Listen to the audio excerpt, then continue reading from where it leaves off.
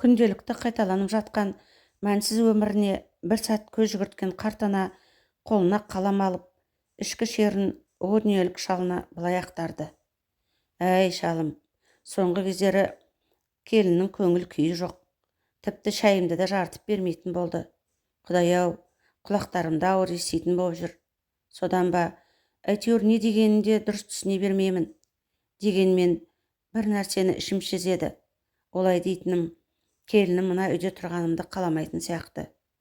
Өткен күндеріміз ай, балаңды өзіңде жақсы білесің. Қой аузынан шөп алмайтын жуас. Байғұс бала қазір екі оттың ортасында қалып, былай тартсаң арба сынады, олай тартсаң өгіз өлетінің күйін кешіп жүр. Қайтсын енді. Анасы атса атылмайды, сатайын десе сатылмайды, жасырын келіп құшақтап қояды. Білесің бе, кеше кешкісін келіп бетімнен сүйді. Әйтсе де, мына қылығы маған ауыр тиді. Ол енді маған ірімшік әкелуді қойды. Тістерім жоқ қой. Жеген кездегі жағымсыз дауыстан балалар жеркенеді екен менен. Құдай-ау, бұл өтірік, мен олай істемеймін ғой. Келін бала немерелеріме ертегі айтып беруіме тыйым салды. Сенімен сөйлеседі деп, қабырғадағы суретіңді де тығып қойды.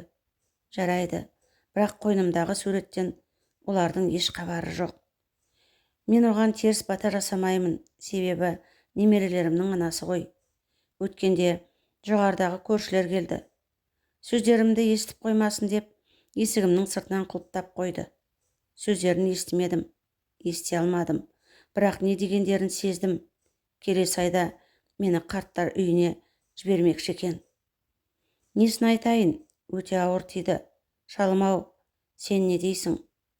Ұлыңның көзіне бір көрініп қойсаңшы, әкесісің ғой, бәлкім сені тыңдап қалар. Осы бөлмеде отыра берем. Құдай куә, ешқайда шықпаймын.